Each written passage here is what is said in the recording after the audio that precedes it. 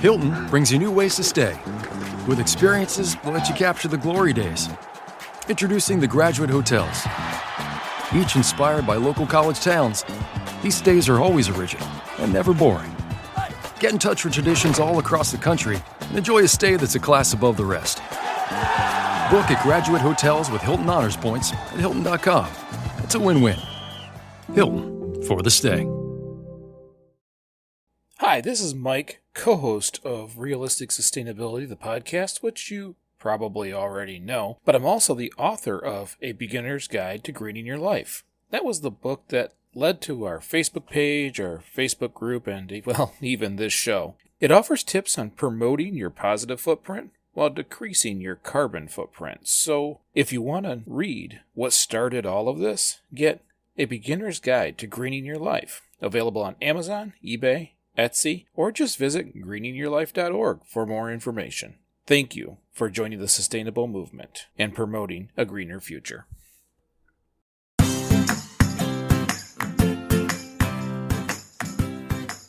Hi, and welcome back to Realistic Sustainability. I'm Mike, and I'm here with Nick. That would be me in case anyone forgot. Now, there's no way people are going to forget that you are here. I don't know. I've pretty much forgotten who I've been all day today, so Is it it's one of possible. those days? Yeah, it is. I'm just tired, inexplicably tired. I am a little bit myself, but I chalked it up to ridiculous weather. I mean, today it rained, and then it got chilly, and then it hailed, and then it rained, and then it was nice out. It just got cold here. I didn't get any of that. I mean, I got some sun, but it didn't hail at all over here. Yeah, we had a large array of weather changes today here, Welcome to Michigan. which also made it very difficult to get the dogs to go outside. I was dog sitting my mother-in-law's dog, and neither theirs nor Sheldon, our lovely animal, wanted to go outside and get pelted by hail, which is shocking. I thought he would go out and just start chasing it, but You need to be nice to your fur baby. He loves you so much. he does. Hey, you know what? I got a cover for the back seat of the truck so he can start coming with me.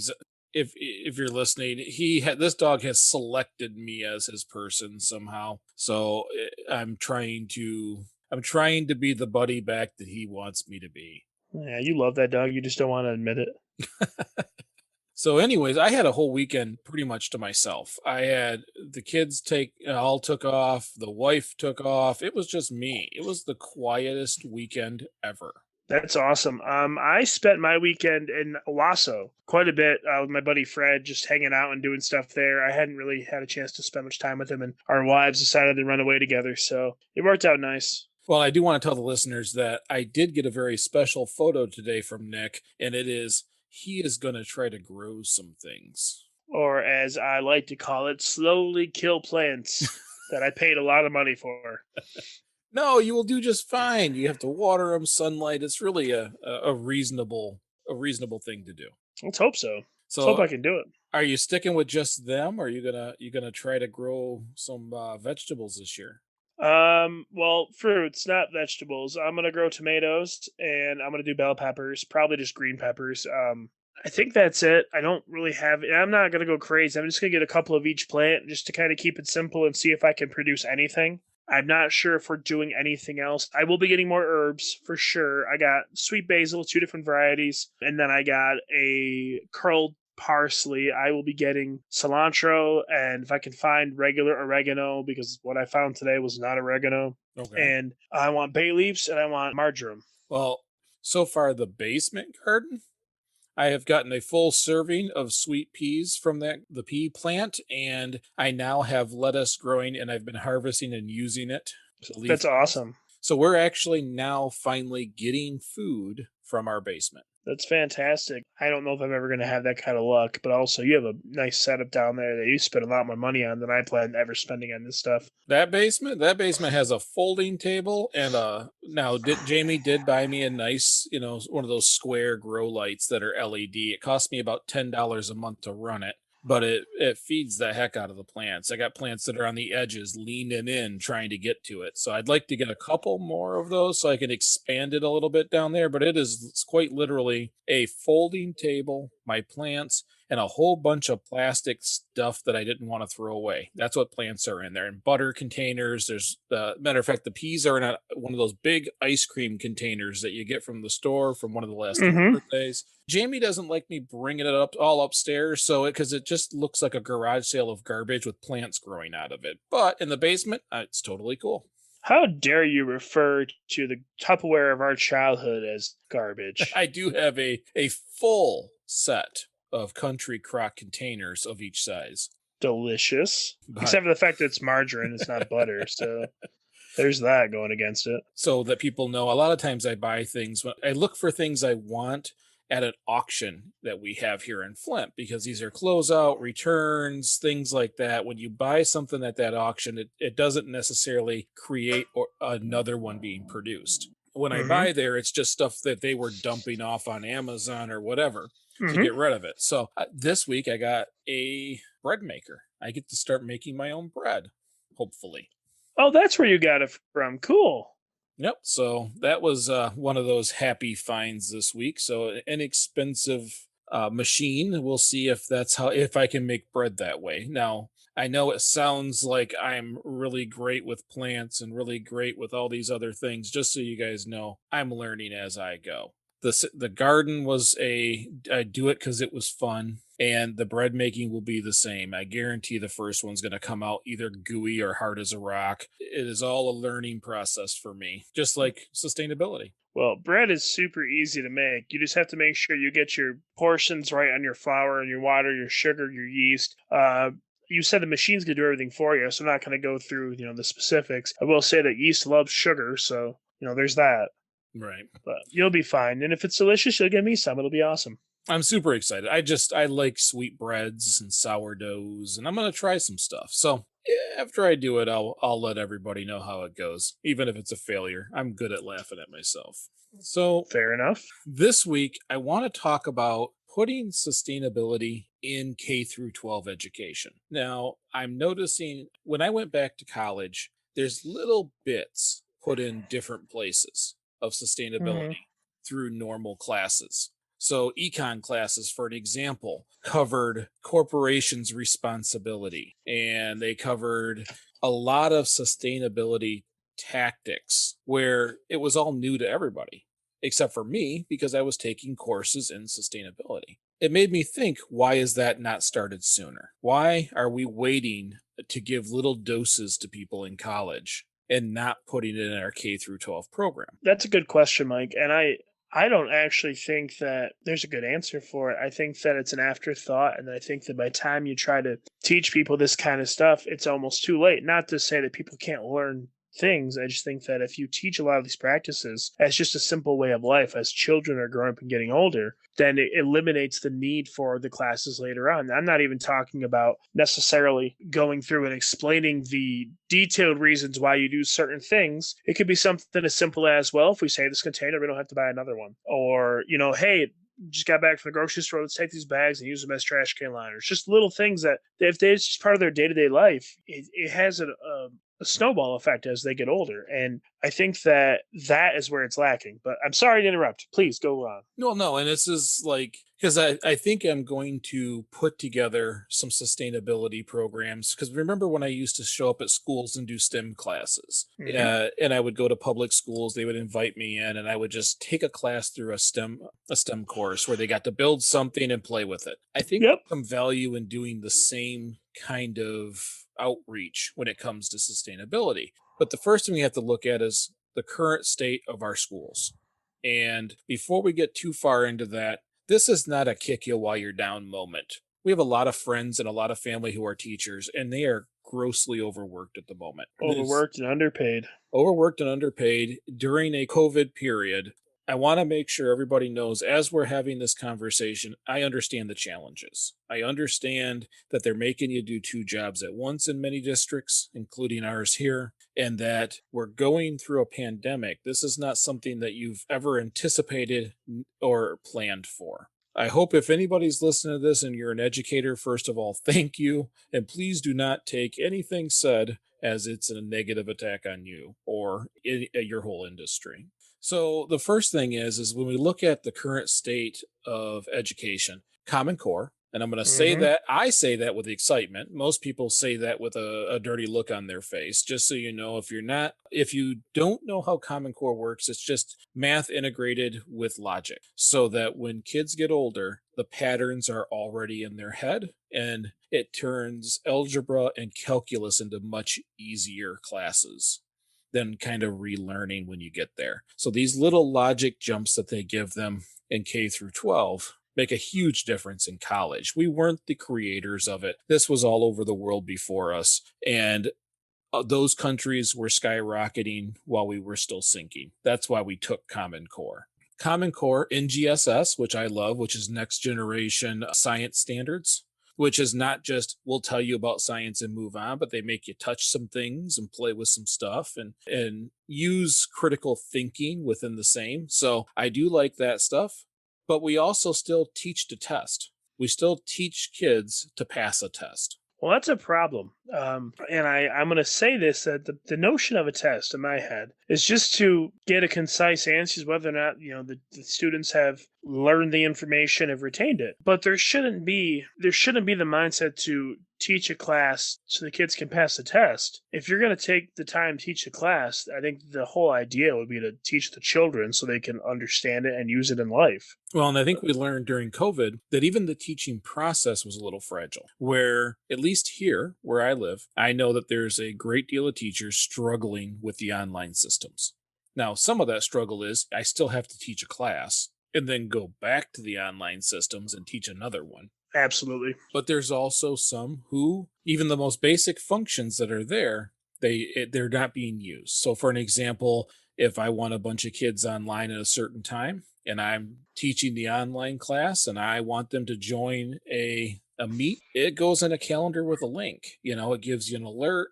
Technology is fantastic. And here locally, we've fallen short on some of these things. And I think it's because they think that COVID's temporary and we're going to go right back to the way it was and everything will be fine. But I think part of understanding putting sustainability in school is making the classroom sustainable. And if once we get to a point where we can use technology, that technology should still be used. We live in a place where it can snow a foot overnight. We just send a text out to everybody that says, hey, go online tomorrow instead of calling off school. One thing that I want to add to what you're saying is that, and I could be very wrong on this, but I think in a lot of school districts, I think that it's always been one of those don't fix it if it's not broken scenarios, and that the integration of technology into the educational process has been very slow. And oftentimes it's just been at a drip pace. And I only say that's a problem because things like Google exist, and Google is an amazing resource, and most of it's all free, and it can be utilized for so many different parts of education. You're talking about students getting in line. Just a couple of weeks ago, you were showing me how to use Google Sheets. For all intents and purposes, is like having Excel. I never learned that in school, and it's something that is very beneficial to what I'm currently doing in some of my new projects. And it's a free service as long as I can get online. Well, that's not the only one. There's docs and there's all different things that Google has, slides and whatnot, that could be useful to students and teachers and different programs. And even if just the educators and administration want to communicate amongst themselves, it really simplifies the process as long as they know how to do it versus the old things that they had to do, which probably took a lot more time and effort and wasted a lot more resources. Well, and if you want to have sustainable learning, you have to have a sustainable process. Mm-hmm. And right now, I think we're kind of going through, and this is what I tell when I'm talking to teachers. I get it, man. You've got a million things going on. This is an opportunity to kind of reinvent how we do our schooling with K through 12. This is an opportunity to design a better way. But in the process of designing that better way, I think sustainability as a topic should be intertwined into the education because I think it fits. We learn in history, but we learn about the industrial age in history, but does it tell you what it did beyond get a lot of people rich and increase the standard of living for others? It doesn't talk about the ecological damage. It doesn't talk about admissions and the things that it did. Even if it was a side note,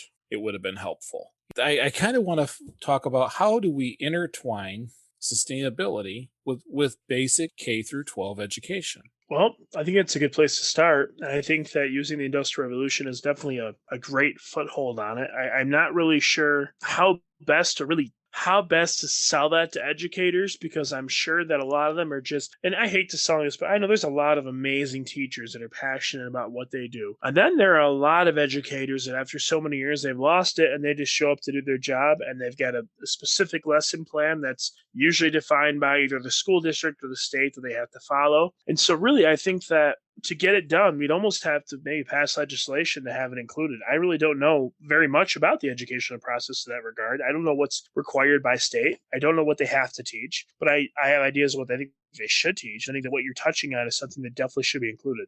Well, much like this show, the concept is start a conversation. Now, it doesn't mean that every single point has to be a sustainability conversation. That might be an industrial revolution, how we were able to build things faster, how did finances help others. That's a great conversation for those kids to have. But it also might lead into different conversations that create this critical thinking. Those are not things that are on the standardized test.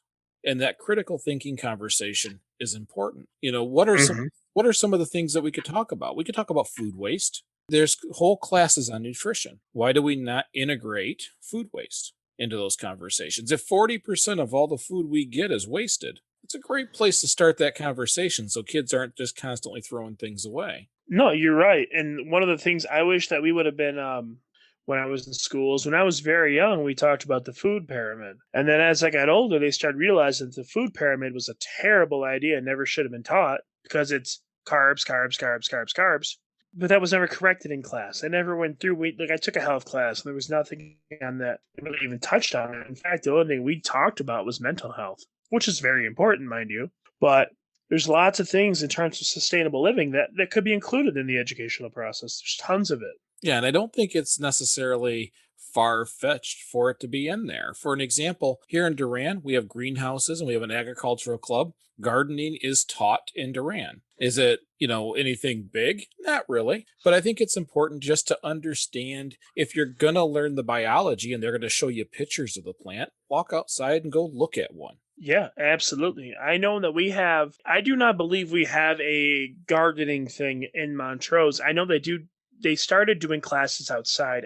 I know that we had a class held in the woods. They've got permanent fixture benches out there. And I know that there are nature-based classes, but because that was so far after my time, I'm not sure what they are. Yeah, I think there's some possibilities. Now, those are direct integrations to existing classes, but I think that there needs to be conversations around plastic and landfills. I think there has to be specific conversations. If I'm going to build a few classes and go in and talk, I'm going to have to focus on those. And you know why. We've spent weeks and weeks and months now talking about plastics, and plastics are becoming a growing problem year after year after year. And everything a kid wants in their early stages is usually molded out of plastic. Absolutely. And it's not so that a kid feels bad and doesn't get a toy. That is not the intent. It is so that they get an early understanding that when you get this item, it's going to outlive me. This item's, and maybe they won't necessarily always ask for the toy. Maybe they'll go for the apple over something else periodically. Like if we do this education, my daughter, I really honestly thought my daughter was going to be the first child to get diabetes from apples. That girl would go through a bag a weekend, and really? It would eat me almost out of house and home. Because as you know, I can buy, apples are expensive. I can buy bags and bags of rice for $1, but I can't get apples for $1. And back then I was still in college. It was a struggle, but she learned early that she liked the sugar from fruits and vegetables, or from fruits really. And so when people would bring candy, she wouldn't eat it, and she would always eat the apple. That's amazing, and that's fantastic. And it made me chuckle kind of because there's a scene in a movie that I absolutely adore where a chef takes his son to a farmer's market, and the son asks for kettle corn, and he goes, why? He goes, look at this beautiful piece of fruit. It's like, look at this gorgeous, beautiful piece of fruit. It's orange. It's just, it's packed full of wonderful flavor. Now, he's like, do you really want the kettle corn or do you want to bite into this juicy orange? And then it skips to the next scene and they're both walking, eating the kettle corn. And I thought that was the most ridiculously accurate snapshot of our culture. Like, we all know it's better for us, but here we are eating this processed stuff covered in processed sugar, and it's terrible and it needs to change. Yeah, and I think because we already tried or started to put nutrition courses in school. So, I mean, we've already tried to put nutrition courses in school. It's not much different to teach why. Right now, they just say it's good for you, eat it. We want to also show if we get apples from Michigan, it's a heck of a lot better than that box of, macaroni and cheese that was packaged on the other side of the planet. Yeah. All I'm asking for is the discussion of where they came from so they get a better understanding. And do I think they're going to be masters of embodied energy at the age of 7? Absolutely not. But when I taught STEM for K through 6th grade, all I wanted was exposure. Expose children to scientific methods because as they get older, they'll recognize them again. And I think you can do the exact same thing with sustainability, and it will help our culture move in a less wasteful way. Yeah, and if nothing else, it'll help us kind of redirect where culture is going because things right now are so terribly just misguided that it's going downhill real fast. It's been going downhill for a long time. So if you start them at a young age and start to show them the impacts long term of the little decisions and why in simplistic, easy ways that are fantastically simple to swallow, then and you could even to some degree say it's indoctrinating our youth with like sustainability, but it kind of needs to be done. And like we've talked about this time and time again, a lot of these practices might seem radical and new now, but three generations ago that was common practice. That's what they did all the time, just because that's how you did it. And now we have to reterm it, reclassify it, and reteach it. Well, and I think you know me well enough to know that I hold a lot of stock in kids learning because the kids are some of the smartest creatures on the planet. They just never use it in the right direction. They are tiny little scientists. They think different than the rest of us, and there is so much value in how a child thinks.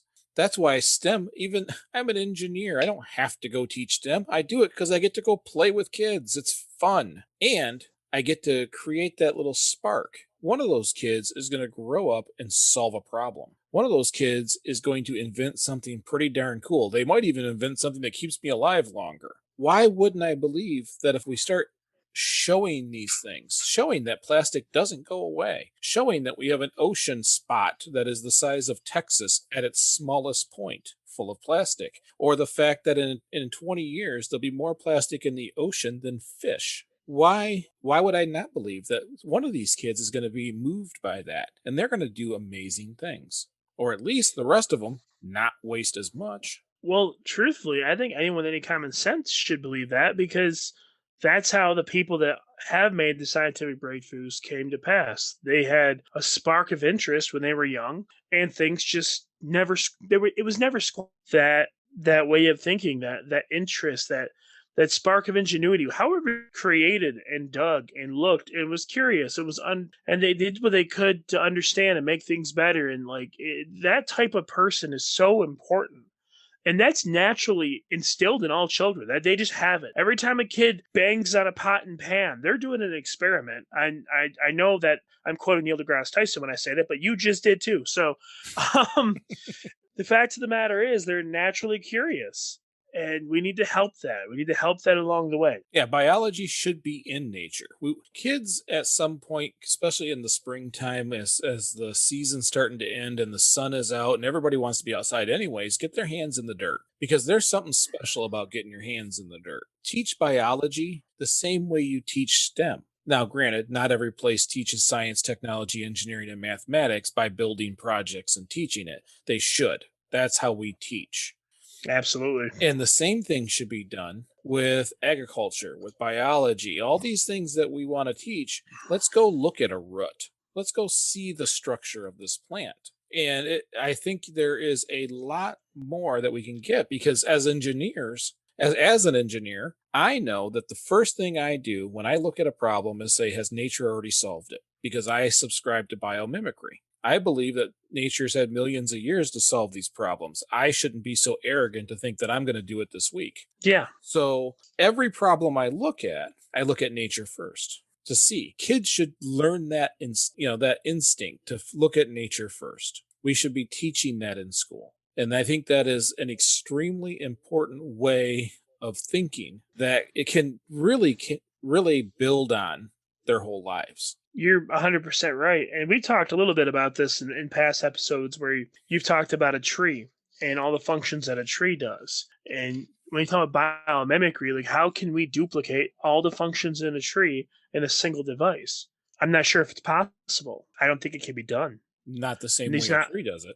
Not right now, we can't. I mean, technology is just not there, but there's nothing to say it won't be there someday. Someone may have an amazing breakthrough. They might look at that and have a slightly different way of seeing it that makes it easier to digest for their brain, to where they can come up with something. They can have a breakthrough that can help humanity out, because there's a lot of things in nature that are, you're right, that are just kind of fixed, that are certain ways. Yeah, I mean, so we teach by doing, instead of looking for a checkbox on a test. And again, teachers, this isn't to you. You guys do a heck of a job. And I took the easy way out. I taught some STEM on the side, but I got to do it my way, not the state's way. So I took the easy way out. I got a master's degree and went into engineering. You guys took the hard route. So, but I think there's value in a field trip to places like landfills. I think that to get a better idea of recycling, because I got to tell you, I grew up with the term away being a real place. Throw it away. You throw it,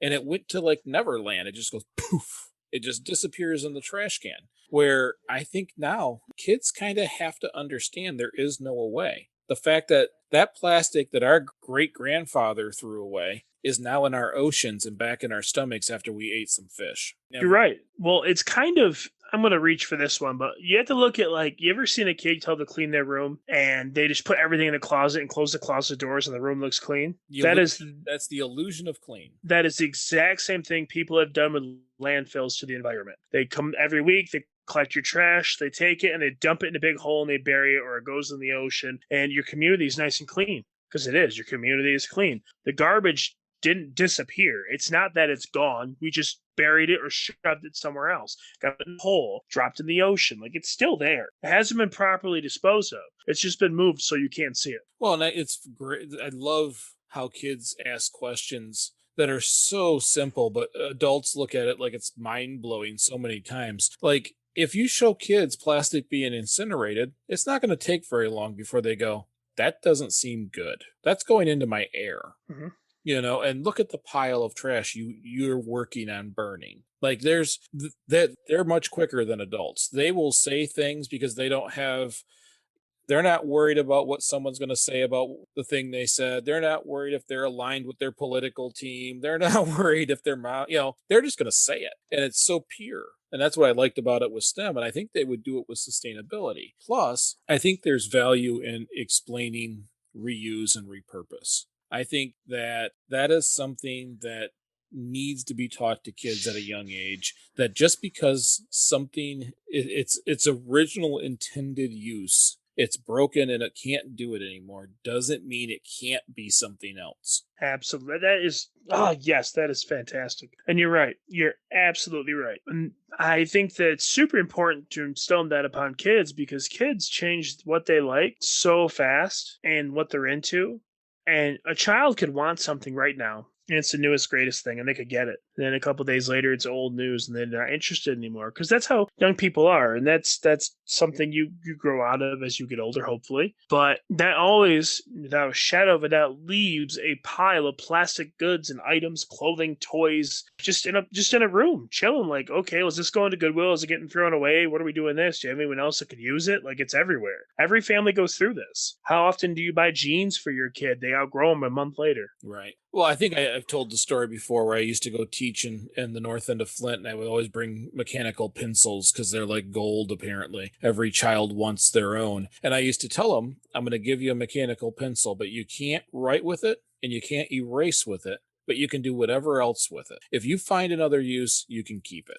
Because I'm just trying to get them to think outside the box a little bit. And I think there's some value in teaching that as a sustainable future course or class, or somehow mix it into the classroom. I agree. And I think that if we taught children that, they would go through things less, or they would find different ways to use things that maybe weren't their intended purpose. And I think that's wonderful. I think we should teach parents that too, but Well, and I think, okay, so I've worked with political parties when it comes to sustainability. I've worked with a lot of different groups. And one of the things I say is you always have to have a short term and a long term. Everybody wants the shortcut. We're only talking shortcuts. I want this result by next week kind of stuff, which is yeah, fantastic. What is your long term goal that you're running parallel to it? So, yeah, I want every adult today to get this, understand this, and start making these changes little by little. So, realistic sustainability is about small changes every day. absolutely. That is what we're doing now. But the long term goal, the long term understanding is making sure that the kids know it before they even get to adulthood. It becomes second nature to not throw everything away, to reuse something as much as possible, to understand that everything you've ever bought is a resource. Everything you've ever collected is a resource in some way. And only when you throw it away is it lost. So when they come out of school with this basic understanding, their life is different than ours. Well, yeah, whether what you're telling me, or what I guess what I'm going to try to articulate in a different way is that we, in a long-term goal, want to see the term sustainable living just to go back to being living, to teach these ideals of sustainability, just make them part of your life. Because when you do that, you make real change happen. You influence change, you inspire people, you teach people the error and the ways, and not ever to alienate or call people stupid, just to show them that there are things they could do that are better. And when you live like that, you make real change. And you make a few better choices here and there. And that coupled with us making our changes and putting more pressure on corporations to make better changes, it's really an approach that has to happen at every level. If we're going to get where we need to be as a planet, we have to push on every bruise. Absolutely. And this is the only one that's not a bruise. We're just adding education to the education. That's a good way to put it. And then I never really looked at the notion of it as pushing on the bruises, but you do. You do have to. It's the stick or the carrot. Either you get a benefit for doing something right and you get the carrot, or you get charged more for using more water. That's just the stick to help reduce water. I mean, the world knows that it has to happen. And and it's reflected in our pricing. It's reflected in the things that are easier to get or harder to get, so it's just a matter of realigning it with reality and making sure everybody understands it and knows it, because not everybody does. They just get mad because beef is more expensive. They don't realize that it is arguably, I think it's rated second, but I think there's discussion that it arguably is the highest emitter of greenhouse gases. So I don't doubt it. But all they see is the price going up. Well, that's the stick.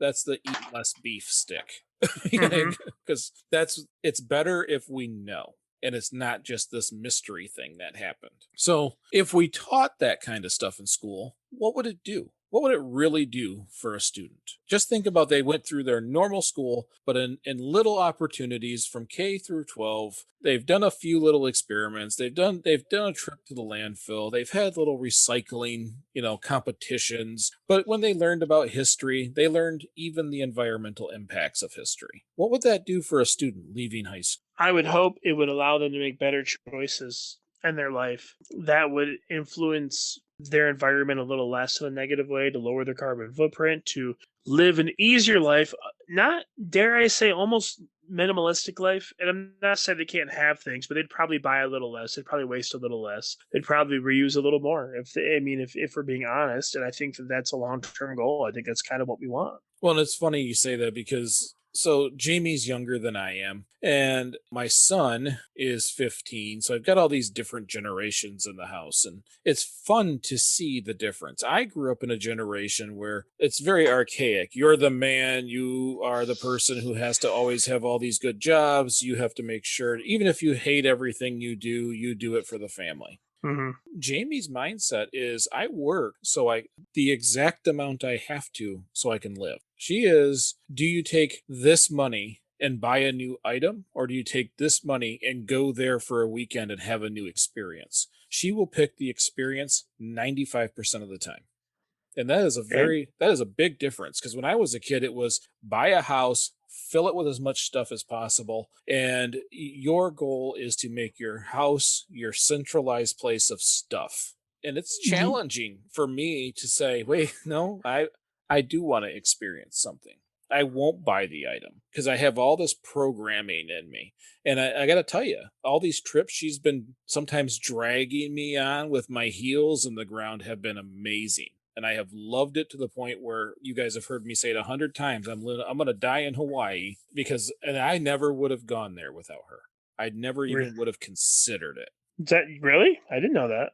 Aiden, Aiden as a kid is a minimalist by nature. That kid needs Wi-Fi, an Xbox, a connection to his friends, a little bit of clothes, some deodorant, access to a shower, and a bicycle. Other than food, which is usually not always the best selection, but at least it's food. That's it. He never needs anything. Christmas rolls around. What do you want? Man, no, I don't really need anything. His bedroom is a bed, a futon, and a television. There's no pictures on the walls. There's no trinkets. He doesn't have statues like the toy stuff that you and I have. He doesn't have any of that stuff because he doesn't care. He's like, why would I spend the money on that? I can save it to do whatever I want to do later. He would much rather save that money so that he hit in his head, then he doesn't have to stress out. He equates having money in the bank account as mental security.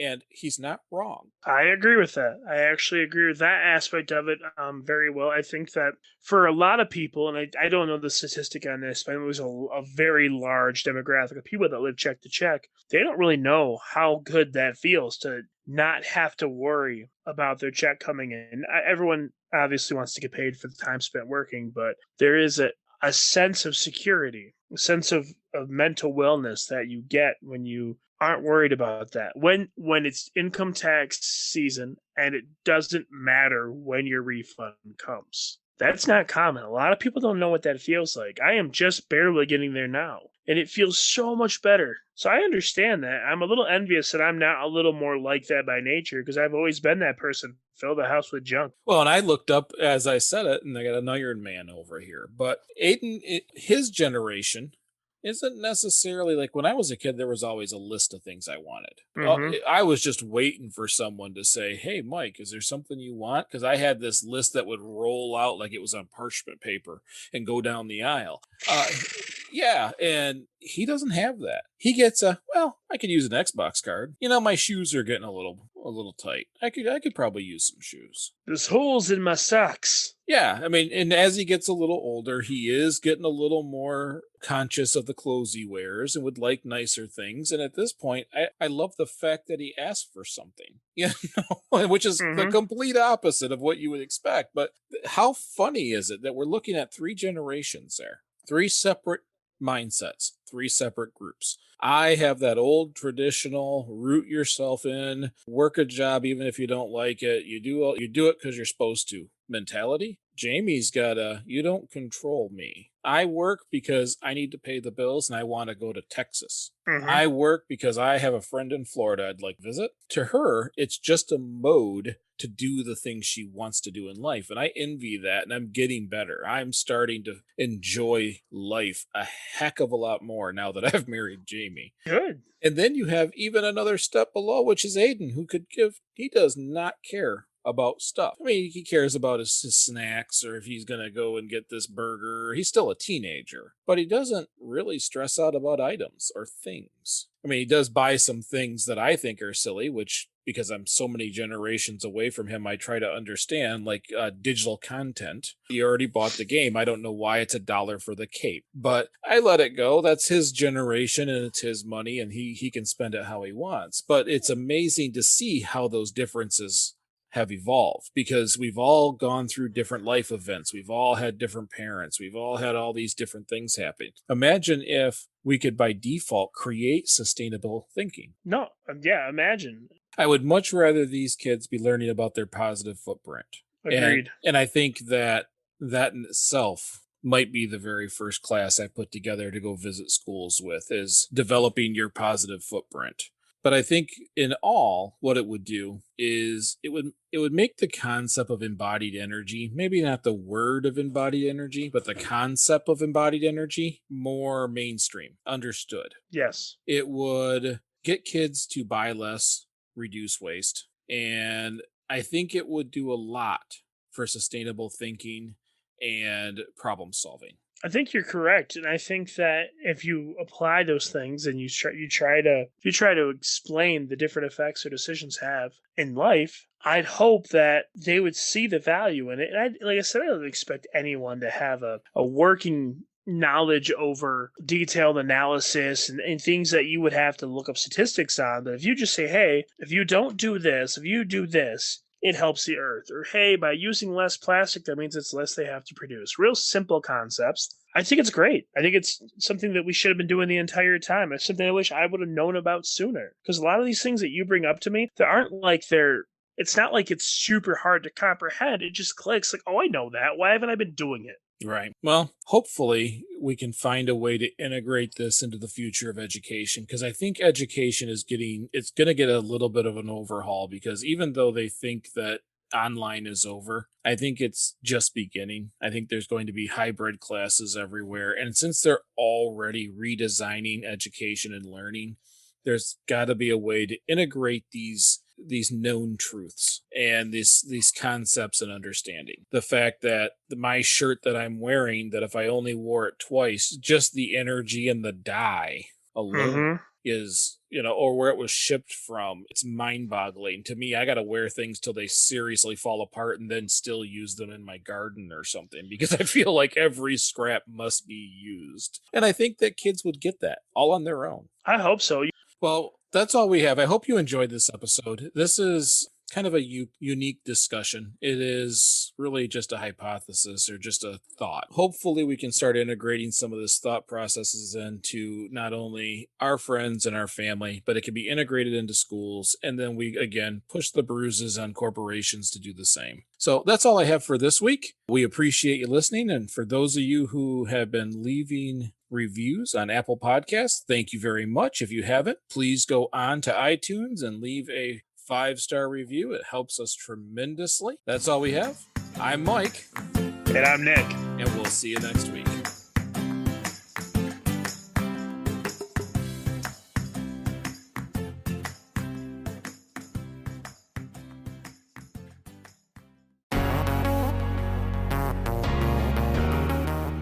Feeling overwhelmed by climate change? Looking for sustainable and ethical brands to support? Then Ethic is perfect for you. Ethic is a simple browser extension that helps you find sustainable and ethical brands online. Learn more at ethyk.org, ethyk.org.